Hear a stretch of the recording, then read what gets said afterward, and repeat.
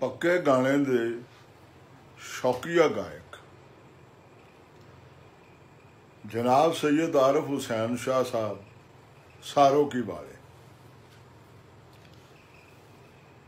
सैयद आरिफ हुसैन शाह जी तुहाडा सिलसिला किहड़ा है जी? चिश्तिया साडे बावे सरकार दा मुर्शद खाना है कोट मत्ता मोगोवाल दे नाल, नाल सरगोदा रोड उत्ते इत्थों कोई होवेगा 7वें-8वें मील उत्ते। वो सैयद नूरुल हसन शाह साहब अपने जमाने दे बड़े वली बाकमाल हुए ने। उन्हां दा मुर्शद खाना है शहर रसूल नगर। बाबा गुलाब शाह साहब ते उन्हां दे अगों सन सैयद अमीर हुसैन शाह साहब बलेरी, अगे फिर हाफिज जमाल साहब मुल्तानी, अला हाजल कियास, फिर ख्वाजा मोइनुद्दीन अजमेरी रहमतुल्लाह अलैह। 2 सिलसिले उतों चले ने ना, साबरिया ते निज़ामिया। साडा निज़ामिया है जी जनाब ख्वाजा निज़ामुद्दीन औलिया महबूबे इलाही तो। चिश्तिया सिलसिले नाल सांगा किन्ना कु पुराना है। ये बाबा जी सरकार सैयद अहमद हुसैन शाह साहब तो है। वैसे आबाई फैज़ सिलसिला कादरिया तो है सी। ये कोट मत्ते मरीद होए ने सैयद नूरुल हसन शाह साहब दे। अच्छा, तो ये गाने बजाने की जिहड़ी एक वजह मैनू समझ आउंदी है, वो सिलसिला चिश्तिया दी पार होवे तुहाडी जी। वो बावे यानी दादा जी होरी साना जी सरकार दा फैज़ ही कोई इस तरह दा सी कि कोई दुख दर्द तकलीफ वाला आया ना जी, पहाड़ी सुनी ते हुक्का ताज़ा कराया जी। फिर कोई 100 को मरीज पिया है ना दुख दर्द तकलीफ वाला, ਉਹਦੇ ਵਾਰਸਾਂ ਵਿੱਚੋਂ भी कोई आ गया है ना, तो बस फरमाना पहाड़ी सुनाओ जी। वो फिर साढ़े अपने पिंड दे मुंडे सरकार को उठते बहते अक्सर पहाड़ी गाते सन, तो बोल आप दसते होंदे सन। फरमाना घर विच बसे ललारी कुड़ता बग्गा रिया। फिर फरमाना गिली कंध उत्ते सुटियां रसियां, ना तुसां पुछियां ते ना असां दसियां। फिर फरमाना न्यू ना लाइए कोई नाल पठाना, मारन पछतो ते समझ ना जाना, जां समझण सिखियां छड़ गए टकाना।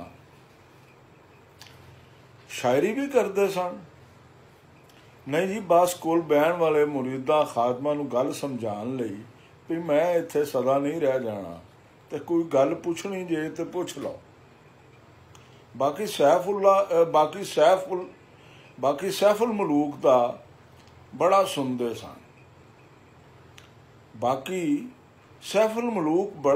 सन। ते लौंग वाली सरकार करके मशहूर हुए ने।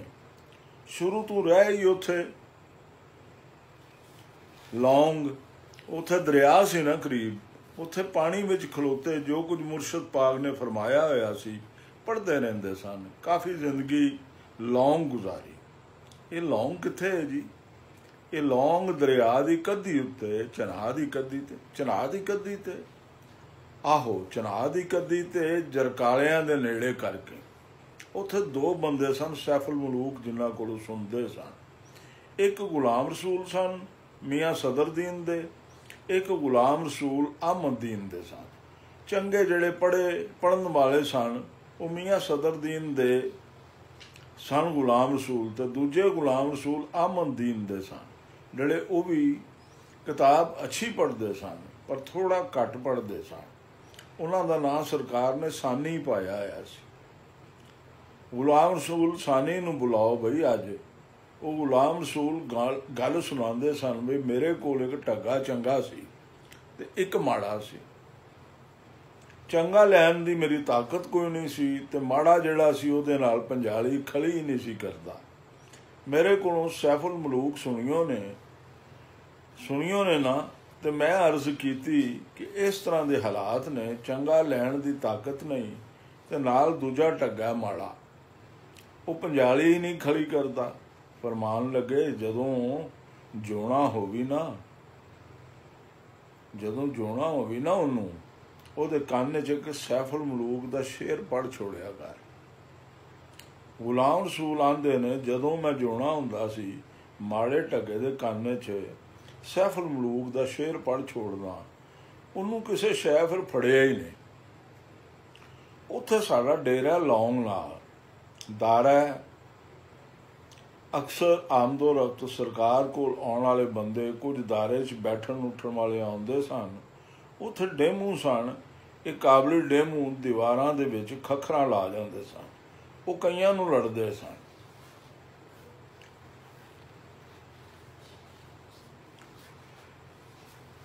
ਡਰਦਾ ਸਰਕਾਰ ਅੱਗੇ ਕੋਈ ਨਾ ਲਵੇ। ਅਖੀਰ ਇੱਕ ਨੇ ਆਖਿਆ, ਜਨਾਬ ਡੇਮੂ ਨੇ ਬੜੇ ਬੰਦਿਆਂ ਨੂੰ ਲੜਦੇ ਨੇ, ਉਧਰ ਨਾਲ ਦਾਰਾ ਹੈ। ਇੰਝ ਬੰਦੇ ਸਰਕਾਰ ਦੇ ਕੋਲ 24 ਘੰਟੇ ਬੈਠੇ ਹੁੰਦੇ ਸਨ।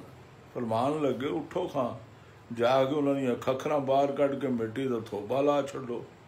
ਮੁਰੀਦਾਂ ਦਾ ਵੀ ਕੋਈ ਇਮਤਿਹਾਨ ਹੋ ਗਿਆ, ਇੱਕ ਵਿੱਚੋਂ ਉੱਠ ਖਲੋਤਾ, ਉਹ ਲਗਾ ਗਿਆ, ਉਸ ਜਾ ਕੇ ਸਾਰੀਆਂ ਖੱਖਰਾਂ ਬਾਹਰ ਮਾਰੀਆਂ, ਮਿੱਟੀ ਦਾ ਥੋਬਾ ਲਾ ਕੇ ਆ ਗਿਆ। ਉਹ ਬੰਦਾ ਜਿੰਨਾ ਚਿਰ ਜਿਉਂਦਾ ਰਿਹਾ ਉਹਦੀ ਸਰਗੋਧੇ ਤੱਕ ਡਿਮਾਂਡ ਸੀ ਕਿਧਰੇ ਡੇਮੂ ਹੋਣ, ਕਿਸੇ ਵੱਡੀ ਮਾਖਿਓਂ ਲਾਣੀ ਹੋਵੇ।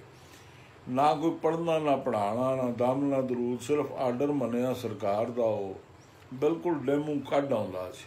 ਸਾਰੇ ਜਿੱਥੇ ਜਿੱਥੇ ਹੁੰਦੇ ਸਨ ਉਹਨੂੰ ਲੜਦੇ ਵੀ ਨਹੀਂ ਸਨ। ਬਾਹਾਂ ਉੱਤੇ ਪੈ ਫਿਰਨ, ਮਾਖਿਓਂ ਲਾਣੀ ਅਤੇ ਹੱਥ ਨਾਲ ਮੱਖੀਆਂ ਪਿਛਾਂ ਕਰਕੇ ਲਾ ਲੈਣੇ।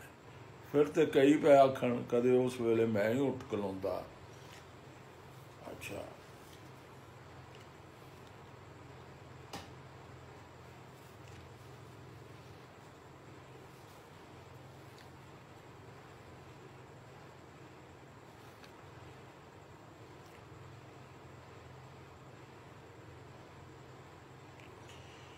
ਸਰਕਾਰ ਤੁਹਾਡੇ ਵਾਲਦ ਸਾਹਿਬ ਕਿੰਨੇ ਭਾਈ ਸਨ? ਉਹ ਇਕੱਲੇ ਹੀ ਸਨ। ਇਹਨਾਂ ਦੇ ਸ਼ੌਕ ਕੀ ਸਨ? ਸ਼ਾਹ ਜੀ ਬੜੇ ਸੁਰੀਲੇ ਸਨ। ਜਿਨ੍ਹਾਂ ਬੰਦਿਆਂ ਮੇਰੇ ਸ਼ਾਹ ਜੀ ਹੋਰਾਂ ਦੇ ਪਿੱਛੇ ਨਮਾਜ਼ ਪੜ੍ਹੀ ਹੈ ਨਾ, ਦਿਲ ਚਾਹੇ ਫਜਰ ਦੀ ਨਮਾਜ਼ ਆ ਗਈ ਤੇ ਸੁਬਹ ਗੁਣਕਲੀ 'ਚ ਕਿਰਤ ਸ਼ੁਰੂ ਹੋ ਗਈ। ਉਹ ਜੇ ਬੰਦੇ ਯਾਦ ਕਰਦੇ ਨੇ ਜਿਹੜਾ ਸਵਾਦ ਉਹਨਾਂ ਪਿੱਛੇ ਨਮਾਜ਼ ਪੜ੍ਹਨ ਦਾ ਸੀ, ਉਹ ਅੱਜ ਤੱਕ ਨਹੀਂ ਆਇਆ। ਉਹ ਫਿਰ ਉਹਨਾਂ ਨੂੰ ਸ਼ੌਕ ਸੀ। ਮੈਂ ਵੀ ਬਚਪਨ ਤੋਂ ਇਹ ਫਿਤਰੀ ਤੌਰ 'ਤੇ ਬੰਦਾ ਲੈ ਕੇ ਆਉਂਦਾ ਹੈ, ਕੋਈ ਪਿੱਛੋਂ ਹੀ ਸ਼ੌਕ, ਨਾਤ ਕਸੀਦਾ ਪੜ੍ਹਨਾ। ਉਸਤਾਦ ਸੀ ਨਵਾਬਦੀਨ ਨਾਮੀ ਮੁਗੋਵਾਲ।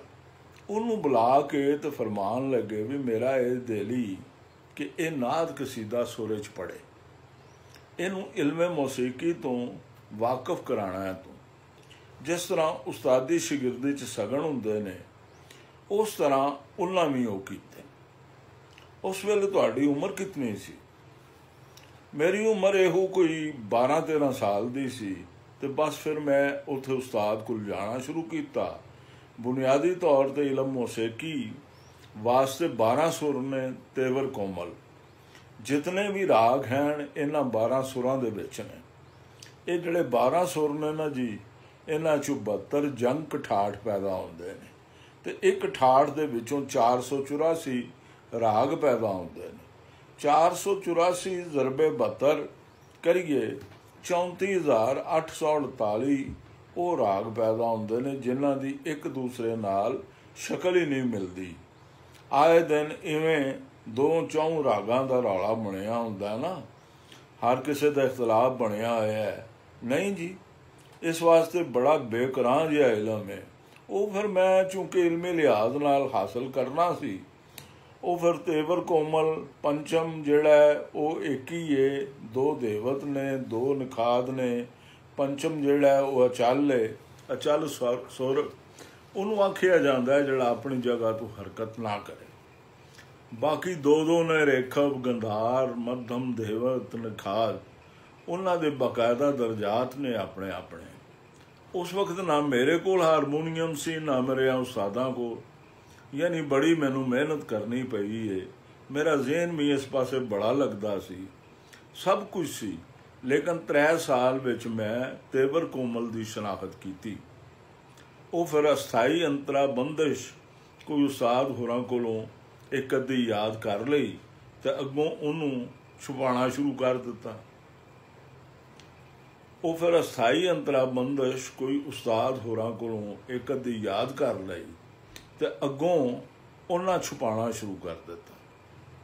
ਉਹਨਾਂ ਛੁਪਾਉਣਾ ਸ਼ੁਰੂ ਕੀਤਾ ਤੇ ਮੇਰੀ ਚੂੰਕਿ ਦੀਦ ਇਸ ਪਾਸੇ ਥੋੜ੍ਹੀ ਪੈ ਗਈ ਸੀ ਤੇਵਰ ਕੋਮਲ ਦੀ ਸ਼ਨਾਖਤ ਦੀ, ਫਿਰ ਮੈਂ ਇਸ ਤਰ੍ਹਾਂ ਕਰਦਾ ਰਿਹਾ। ਯਾਨੀ ਆਪਣੇ ਪੁੱਤਰ ਨੂੰ ਅਲੱਗ ਸੁਭਾਅ ਕੋਈ ਤਾਲੀਮ ਦਿੰਦੇ ਹੁੰਦੇ ਸਨ ਤੇ ਮੈਂ ਜਾ ਕੇ ਉਹਨਾਂ ਦੇ ਦਰਵਾਜ਼ੇ 'ਚ ਬਾਹਰ ਹੁੰਦਾ ਸਾਂ ਖਲੋਤਾ ਆਇਆ। ਪੋਹ ਦੀ ਸਰਦੀ ਹੋਣੀ, ਬਿਸਤਰੇ ਦੀ ਗਰਮੀ ਛੱਡਣੀ, ਸਭ ਕੁਝ ਛੱਡਣਾ। ਮੈਂ ਬਾਹਰ ਦਰਵਾਜ਼ੇ 'ਚ ਖਲੋ ਕੇ ਪਿਆ ਯਾਦ ਕਰਦਿਆਂ ਆਉਣਾ। ਉਹਨਾਂ ਅੰਦਰ ਆਪਣੇ ਪੁੱਤਰ ਨੂੰ ਤਾਲੀਮ ਦੇਣੀ ਸ਼ੁਰੂ ਕੀਤੀ ਉਹਨੇ ਬੜੀ ਮੁਸ਼ਕਲ ਦੇ ਨਾਲ। ਫਿਰ ਅਸਲ ਵਿੱਚ ਜਿਸ ਵੇਲੇ ਉਹਨਾਂ ਦੱਸਣਾ ਸ਼ੁਰੂ ਕੀਤਾ ਹੈ, ਉਹ ਚਿੱਤਰ ਪੰਡਤ ਨੇ ਕਿਤਾਬ ਇੱਕ ਲਿਖੀ ਲਕਸ਼ ਸੰਗੀਤ। ਉਹ ਮੇਰੇ ਉਸਤਾਦਾਂ ਕੋਲ ਸੀ। ਮੈਨੂੰ ਇਤਫਾਕ ਨਾਲ ਉਹ ਵੀ ਇੱਕ ਮਿਲ ਗਈ। ਇੱਕ ਕੁੰਦਨ ਪਾਂਧਾ ਸੀ ਸਾਡੇ ਮੁੱਗੋਵਾਲ, ਪੰਸਾਰੀਏ ਦੀ ਦੁਕਾਨ ਸੀ। ਉਹਦਾ ਕੋਈ ਰਿਸ਼ਤੇਦਾਰ ਸੀ ਕੁੰਜਾ। ਰੱਦੀ 'ਚ ਕਿਤੇ ਕੋਈ ਕਿਤਾਬ ਆ ਗਈ, ਰਾਗ ਸ਼ਾਗ ਉਸ 'ਤੇ ਬਹੁਤ ਲਿਖੇ ਹੋਏ। ਉਸ ਕੁੰਦਨ ਨੂੰ ਕਿਤਾਬ ਭੇਜ ਦਿੱਤੀ ਕਿ ਉਸ ਨੂੰ ਗਾਣੇ ਸ਼ਾਣੇ ਦਾ ਸ਼ੌਕ ਹੈ, ਰਾਗਾਂ ਵਾਲੀ ਕਿਤਾਬ ਹੈ। ਮੈਂ ਇੱਕ ਦਿਨ ਦੁਕਾਨ 'ਤੇ ਆਇਆ, ਚੂੰਕਿ ਹਕੀਮ ਦਾ ਤੇ ਪੰਸਾਰੀ ਦਾ ਤਾਲੁਕ ਹੁੰਦਾ। ਮੈਂ ਉਹਦੀ ਦੁਕਾਨ 'ਤੇ ਜਾ ਕੇ ਬਹਿ ਗਿਆ। ਮੈਨੂੰ ਆਖਦਾ, ਮੈਂ ਕੋਈ ਭੋਜਨ ਪਾਠ ਖਾ ਆਵਾਂ, ਤੁਸੀਂ ਉਹਨਾਂ 'ਚ ਦੁਕਾਨ 'ਤੇ ਬਵੋ। ਮੈਂ ਇਕੱਲਾ ਹੀ ਸਾਂ ਬੈਠਾ ਹੋਇਆ। ਮੈਂ ਸਮਝਿਆ ਇਕੱਲਾ ਹੀ ਜੋ ਮੈਂ ਬੈਠਾ ਹੋਇਆ, ਚਲੋ ਕਿਸੇ ਕਿਤਾਬ ਦਾ ਮੁਤਾਲਿਆ ਕਰਾਂ।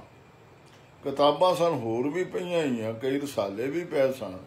ਉਹ ਮੈਂ ਵੇਖਿਆ ਤੇ ਉਹ ਸੰਗੀਤ ਵੀ ਪਿਆ ਹੋਇਆ। ਮੈਂ ਨਹੀਂ ਫਿਰ ਵੇਖਿਆ ਇਸ ਗੱਲ ਨੂੰ ਬਈ ਹੁਣ ਕੁੰਦਨ ਆਵੇ ਤੇ ਤਾਂ ਮੈਂ ਇੱਥੋਂ ਜਾਵਾਂ। ਜਿਸ ਵੇਲੇ ਸੰਗੀਤ ਲੱਭ ਗਈ ਨਾ ਮੈਨੂੰ ਇੱਥੋਂ, ਮੈਂ ਆਖਿਆ ਭਾਵੇਂ ਹੁਣ ਕੋਈ ਸਾਰੀ ਦੁਕਾਨ ਲੁੱਟ ਕੇ ਲੈ ਜਾਵੇ। ਮੈਂ ਕਿਤਾਬ ਚੁੱਕੀ, ਜਿਲਦ ਉਹਦੀ ਖਰਾਬ, ਅਜੇ ਤੱਕ ਉਹਦੀ ਜਿਲਦ ਜਿਹੜੀ ਮੈਂ ਕੀਤੀ ਏ ਉਦੋਂ ਬਚਪਨ ਵਿੱਚ। ਉਹ ਕਿਤਾਬ ਅਜੇ ਤੱਕ ਮਹਿਫੂਜ਼ ਹੈ ਤੁਹਾਡੇ ਕੋਲ? ਜੀ ਬਿਲਕੁਲ ਜੀ। ਮੈਂ ਉੱਥੋਂ ਬਾਜ਼ਾਰੋਂ ਗੱਤਾ ਸ਼ਤਾ ਲੈ ਕੇ ਜਾ ਕੇ ਜਲਦਬੰਦੀ ਕੀਤੀ। 2-3 ਦਿਨ ਗੁਜ਼ਰੇ, ਮੈਂ ਦੁਕਾਨ 'ਤੇ ਆਇਆ ਤੇ ਕੁੰਦਨ ਆਂਦਾ, ਜੀ ਤੁਹਾਡੇ ਵਾਸਤੇ ਸੰਗੀਤ ਲੱਭ ਗਿਆ ਸੀ। ਮੈਂ ਪੁੱਛਿਆ, ਜੀ ਮੇਰੇ ਵਾਸਤੇ ਹੀ ਸੀ? ਉਸ ਆਖਿਆ ਤੁਹਾਡੇ ਵਾਸਤੇ, ਹੋਰ ਕਿਹਦੇ ਵਾਸਤੇ? ਮੈਂ ਆਖਿਆ ਜੇ ਮੇਰੇ ਵਾਸਤੇ ਹੀ ਸੀ ਤਾਂ ਮੈਨੂੰ ਪਹੁੰਚ ਗਿਆ ਹੈ। ਉਹ ਮੈਂ ਲੈ ਗਿਆ। ਉਹ ਚੂੰਕਿ ਤੇਵਰ ਕੋਮਲ ਦੀ ਸ਼ਨਾਖਤ ਸੀ, ਮੈਂ ਇੱਕ ਭੈਰਵੀਂ ਦਾ ਖਿਆਲ, ਇੱਕ ਮਾਲਕੌਂਸ ਦਾ ਖਿਆਲ, ਇਹ ਦੋ ਮੈਂ ਕਿਤਾਬ ਅੱਗੇ ਰੱਖ ਕੇ ਨਾ ਯਾਦ ਕਰਕੇ ਉਸਤਾਦਾਂ ਨੂੰ ਜਾ ਸੁਣਾਇਆ। ਉਸਤਾਦ ਹੋਰੀ ਬੋਲੇ, ਤੈਨੂੰ ਪਤਾ ਸੀ ਨਾ ਇਹ ਸਾਰੇ ਆਵਾਜ਼ ਕੋਮਲ ਨੇ। ਮਾਲਕੌਂਸ ਜਿਹੜਾ 5 ਸੁਰ ਦਾ ਹੈ, ਇਹ ਸੁਰ ਲੱਗਦੇ ਨੇ।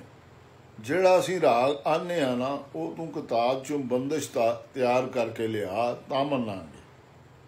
ਉਹ ਫਿਰ ਇੱਕ ਪ੍ਰਦੀਪ ਕੀ ਰਾਗ ਹੈ, ਤੀਸਰੇ ਪੈਰ ਦਾ, ਕਾਫੀ ਠਾੜ ਦਾ। ਮੈਨੂੰ ਉਸਤਾਦਾਂ ਆਖਿਆ ਉਹ ਪ੍ਰਦੀਪ ਕੀ ਦੀ ਬੰਦਿਸ਼ ਤਿਆਰ ਕਰ। ਕਿਤਾਬ ਉਹਨਾਂ ਕੋਲ ਉਹ ਸੀ ਜਿਹੜੀ ਮੇਰੇ ਕੋਲ ਸੀ। ਉਸਤਾਦ ਮੇਰੇ ਦਾ ਲੜਕਾ ਜਿਹੜਾ ਹੈ, ਉਸ ਆਖਿਆ ਮੈਂ ਵੀ ਬੰਦਿਸ਼ ਤਿਆਰ ਕਰਨਾ। ਇਹ ਵੀ ਕਰਦਾ, ਵੇਖਨੇ ਆ ਕਿਹੜਾ ਚੰਗੀ ਕਰਦਾ। ਬਹਰਹਾਲ ਉਹਦੀ ਜਿਹੜੀ ਸਰਗਮ ਸੀ ਉਹ ਤਾਂ 2-4 ਦਿਨਾਂ 'ਚ ਠੀਕ ਕਰ ਗਿਆ। ਜਿਹੜਾ ਸੀ ਨਾ ਉਹਨੂੰ ਲੈ ਵਿੱਚ ਕਰਨਾ, ਉਹਦੇ ਵਿੱਚ ਆ ਕੇ ਦਿੱਕਤ ਹੋਈ। ਫਿਰ ਮੈਨੂੰ ਨਾ ਰੋਟੀ ਖਾਣ ਦੀ ਹੋਸ਼ ਸੀ। ਮੈਂ ਮੁੱਗੋਵਾਲ ਆਪਣੇ ਦਰਬਾਰ ਤੋਂ ਟੁੱਟ ਜਾਣਾ ਜਾਂ ਪਰਾਂ ਨਹਿਰ ਵਗਦੀ ਏ ਛੋਟੀ ਜਿਹੀ, ਉੱਥੇ ਇਕੱਲਿਆਂ ਪਿਆ ਫਿਰਨਾ। ਦਿਲ 'ਚ ਆਏ ਰੋਟੀ ਪਿਆ ਖਾਣਾ ਤੇ ਮਾਤਰੇ ਹੱਥੋਂ ਸ਼ੁਰੂ ਕੀਤੇ ਨੇ, ਲੈ 'ਚ ਉਹਨੂੰ ਕੀਤਾ। ਕੋਈ 8 ਕੁ ਦਿਨ ਮੇਰੇ ਲੱਗ ਗਏ। ਕਿਹੜੇ ਠੇਕੇ 'ਚ ਸੀ? ਠੇਕਾ ਉਹਦਾ ਤਲਵਾੜਾ ਸੀ। ਬਹਰਹਾਲ ਉਹ ਮੈਂ ਠੀਕ ਕਰਕੇ ਤੇ ਲੈ ਗਿਆ ਬਈ ਜਾ ਕੇ ਸੁਣਾਉਣਾ ਉਸਤਾਦਾਂ ਨੂੰ। ਉਸ ਦਿਨ ਉਹਨਾਂ ਦੇ ਮਹਿਮਾਨ ਸਨ, ਵਜ਼ੀਰਾਬਾਦੋਂ ਆਏ ਹੋਏ। ਉਹ ਸਨ ਲਾਲ ਮੁਰਾਦ ਬੈਂਡ ਮਾਸਟਰ। ਉਹ ਆਏ ਹੋਏ ਸੀ ਸਾਰੇ। ਮੈਂ ਆਖਿਆ, ਉਸਤਾਦ ਜੀ ਕੱਢੋ ਕਿਤਾਬ। ਉਸਤਾਦ ਹੋਰਾਂ ਅੱਗੇ ਰੱਖ ਲਈ मैं वो प्रदीप की शुरू कर दी। बोल भी बड़े लंबे चौड़े सन। प्रदीप की सूरत ऐसी बनी जब दोनों गंधार करत मनरंजन धनासी अंग बजत धानी। वो मेरा तो ठीक ठाक उतरिया ना जी। उस्ताद होना दे आंसू भी आ गए। उस्ताद होना जफा भी मैनू मार लिया। उस्ताद का लड़का अनायत सी, पिछले दिनों बहुत हो गया है। मैं अनायत नूं आख्या भी अनायत तू भी सुना। हुण उहदे कोलों अजे असाई भी नहीं सी सिद्धी हुई। उस्ताद दा वड्डा भाई अल्लाह दिता उन्होंने जो गुस्सा लगा है उस आख्या गैर कौम का हो के बंदिश तैयार कर गया किताब अगे रख के, तो साडे मुंडे कोलों अजे असाई का बोल भी नहीं सीधा आया। लूण मिर्च घोटण वाला डंडा सी किते गोठे च पिया है। वो बाबे अल्लाह दिते ने ना लैके तां ही पता लगा जे मुंडे दियां, ते उत्तों उहदे लफज ये सन बई इहदे नालों साडे घर कोई धी जम पैंदी, साडी साँझ ते वधदी किसे पासे। बस वो जिस वेले प्रदीप की दा साई अंतरा लै गया तो फिर उस्ताद होरां ये ही समझिया भी मेरा नाम अगर जिंदा रखना है इस मुंडे रखना। फिर नहीं उस्ताद होरां छपाया। फिर उस्ताद होरां मैनू सही दसना शुरू किया। उस्ताद नवाबुद्दीन साहब का अग्गा पिछा की सी, ये मिरासी सन जी। तो वो मैं अपना दिता होया इलम लिया वापस। साडे एक उत्थे मुगोवाल तो दखण एक जगीर सी मिली हुई, सैयद पीर शाह होए ने। उन्हां दे साहिबजादे सन मकबूल शाह याद शाह। उहदे मुतलक मैं भी नहीं दस सकदा कि उन्हां इलम लियांदा कित्थों। बहरहाल एक भाई तंबूरे ते बैठ गया, दूजे दुरपत शुरू कीता है, तीसरा नाल साथ वजा रहा तबले ते। नवाबुद्दीन इत्थों रोज़ सुबह जाते सन, उत्थे जाके सारा काम कराना, जिमीदारा खाल बना छिल ये कर वो कर, यानी ये इलम उन्हें लिया उतों। तो फिर अपने सादात दे घरों उन्हें भी लिया होया सी। तो फिर हुण मौला ने तौफीक दी तो मैं उतों उन्होंने कोलों लिया वापस। ये नवाबुद्दीन है कितों दे सन? मुगोवाल दे सन। कस्बी घराना सी उन्हों का। घराना तो उन्होंने आख्या जाता कि जिहड़े अरबाब मुसीकी हैं उन्हां च जिहड़ा जमाना हाल दे राग जानदा होवे उन्होंने आखदे ने गुणी, जिहड़ा जमाना माजी ते हाल दे राग गा सकदा है उन्होंने आखदे ने गंधर्व, ते आखिरी डिग्री है नायक। नायक उन्होंने आखदे ने जिहड़ा संगीत तो पूरा पूरा वाकफ होवे, खुद बानी बंदिश आप बनावे, खुद बाणी बंदिश आप बनावे। जिस घर विच भी एक नायक गुजर गया होवे उन्हां दा अगों घराना आउंदा है। ये घराने हैं ना जी, उन्हां विच उत्ते कोई ना कोई नायक होया है जिस तों वो घराने बने ने। उस्ताद नवाबुद्दीन तुरपत गाउंदे सन, नहीं ख्याल गाउंदे सन।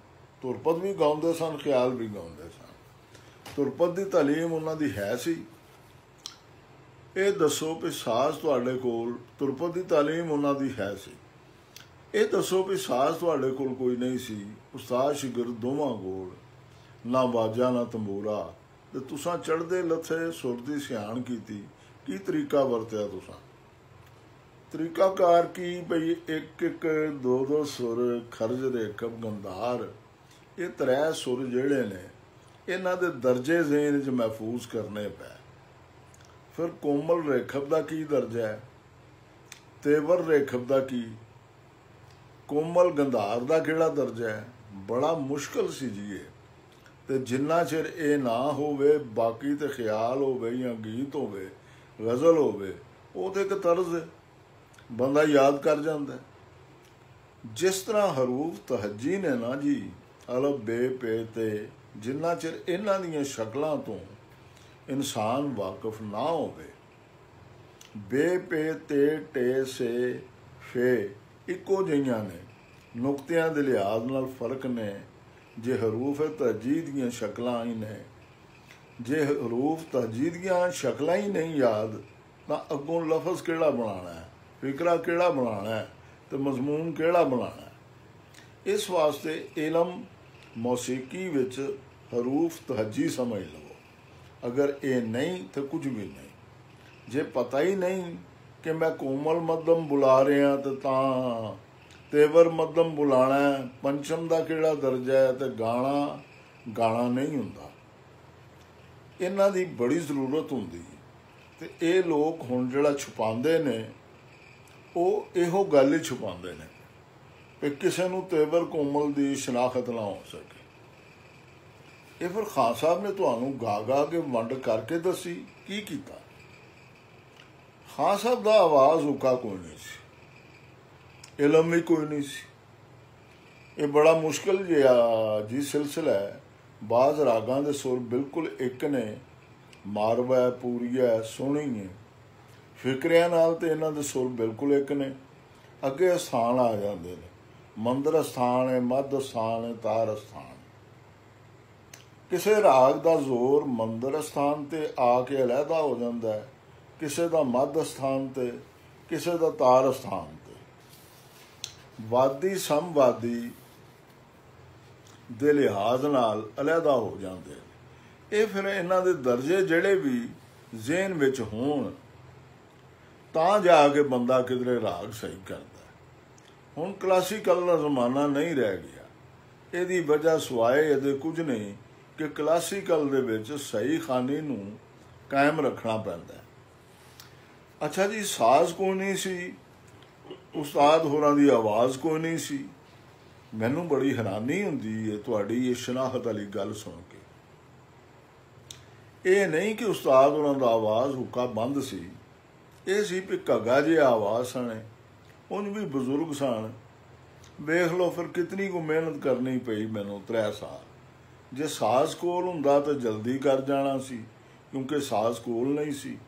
मेरे कोल कोई कई आउंदे ने, उन्हां नूं मैं इस तरह ही दसना कि हारमोनीयम अपना लै आउंदे ने ते यानी खर्ज बुलाया ना, खरज दे नाल अगे सुर जिहड़ा कोमल रेखा होवे।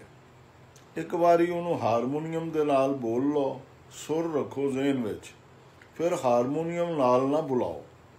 बगैर हारमोनीयम दे खरज तो अगे कोमल रेखब नूं बुला लो, फिर उन्होंने चैक कर लो हारमोनीयम ते कि सुर ठीक बोलिया। साडे कोल ते हारमोनीयम कोई नहीं सी ते 3 साल लगे। अव्वल तो शागिर्द या बच्चा घबरा जाता है। 3 साल सारे गामा पादा नीसा ते ये सुर जिहड़े नाल उस्ताद होना तुहानूं लै भी दसी। वो किवें दसी? ये लै ते सुर 2 चीज़ां ऐसियां ने, ये खुदा दाद ने, ये अता इलाही है। सुर ना उस्ताद बना सकता है तो ना ही लै बना सकता है। लै ते सुर अता इलाही ने।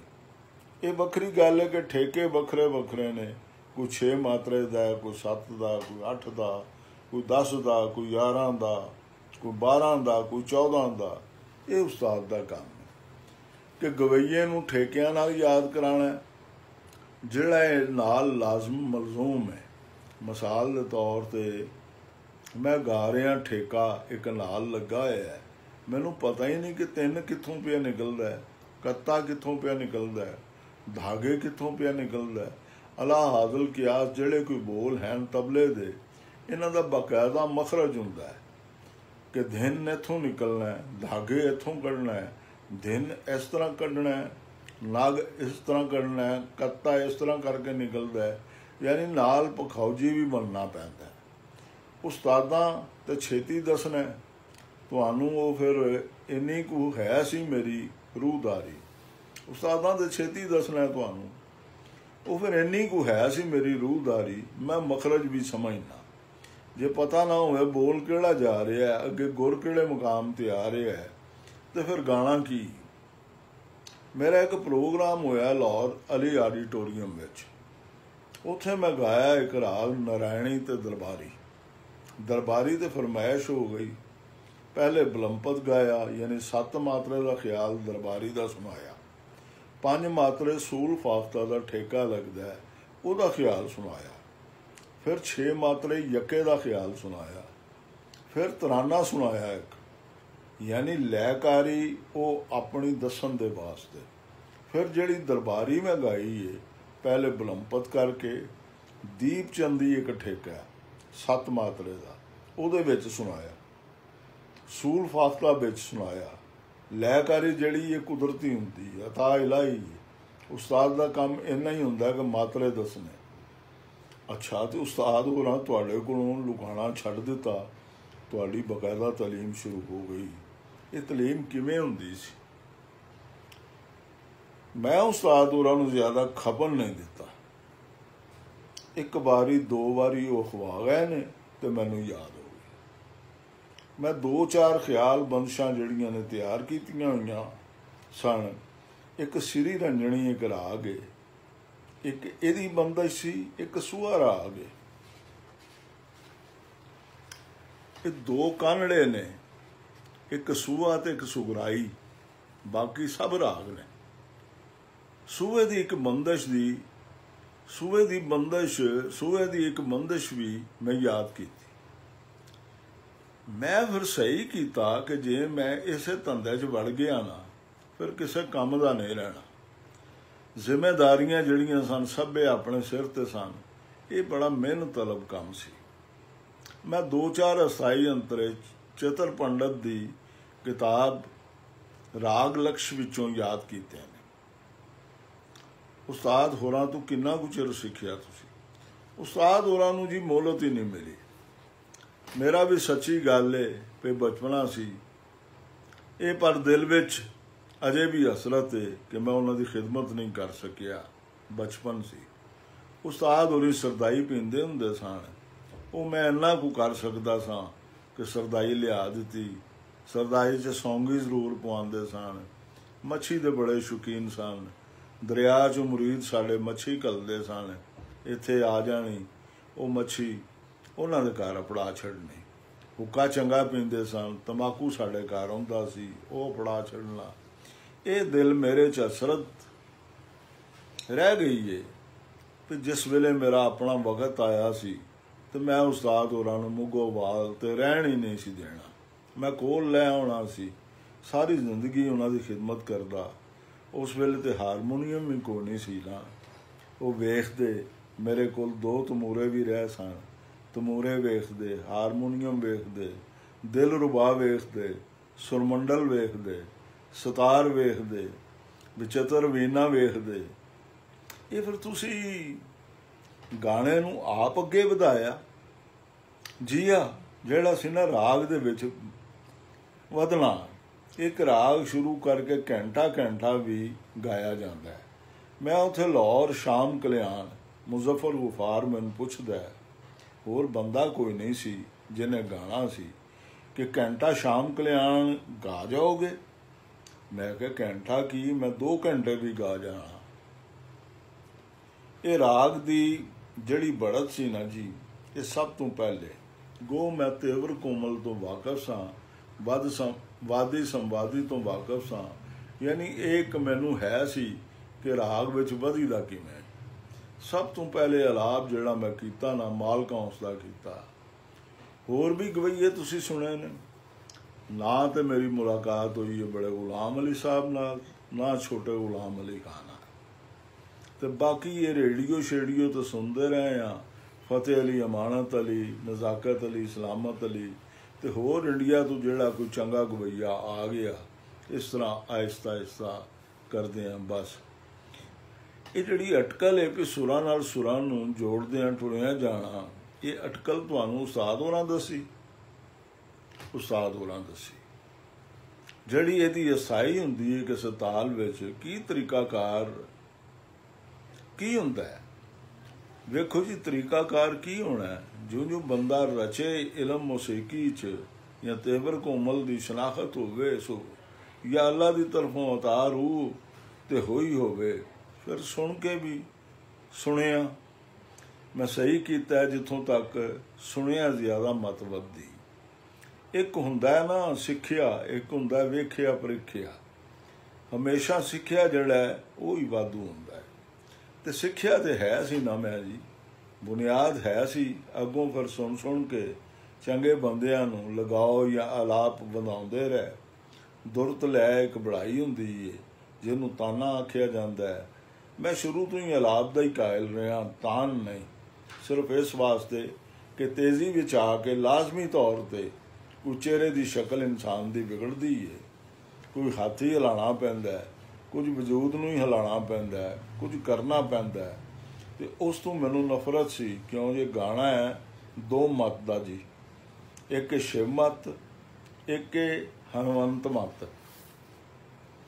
शिव मत जिमें असी हज़रत आदम आखने ना, हिंदू अखवान के मुस्तहिक हाँ, तो जैसी शक्ल सूरत अल्लाह ताला ने बनाई है, कम अज़ कम उन्होंने कायम रख के जड़ा गाए उन्होंने आंदे ने शिव मत का गाना।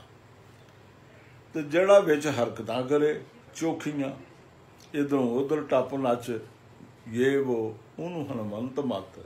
जिस तरह बांदर नहीं हरकतां करते आखदे ने, मैं सा शिव मत का ही कायल कि मूँह टिंगा चिब्बा ना करना पवे, ना कोई हत्थां। अलाप ही असल है जी, जिहदे नाल राग की सही शक्ल उजागर होंदी। तान जिहड़ी है उहदे विच बाज़ दफ़ा ये हुंदा है कि गैर सुर भी लग जाते हैं। फिर ये जिहड़े गवैये सन, मसलन फतेह अली खां है, ताना ही ताना ने, सलामत अली खां है, तो उन्होंने अल्लाह ताला ने रगां ही ऐसियां दित्तियां ही सन, जे गमक बुलाई है तो इस तरह, जे दुरत लै च फिरिया है तेज़ी नाल तां भी फिर गया है, रगां ही ऐसियां ने। दूसरा है कि मैं रियाज नहीं किया जी, सिख के जिस तरह रियाज किया जाता ना जी, मैं नहीं किया। यदी की वजह? यदी वजह यह है जी कि मैं वेखो ना जंगल च बैठा है, किसी ले मेरी तबीयत कर आई है, बाहर बैठक च बैठे हाँ, मुंडिया नूं कहा हारमोनीयम कढ़ो, उन्हें हारमोनीयम चा कढ़िया। मेरे सज्जे खब्बे आ खूह डेरे ने जिमीदारां दे, उन्हें गड़वे हथां च फड़े हुए ने, तो वड्डे वेले धारां भी कढ़ के खड़नियां ने। वो आके उत्थे मेरे कोल बह गए ने, हुक्का शुक्का पीण वास्ते या कुछ। मैं अजे हथ भी नहीं रखिया हारमोनीयम उत्ते, तो अगों किसी एडा मूँह खोल के उबासी चा लैनी, बस तबीयत खराब हो जानी। फिर ठप के धर छड़िया।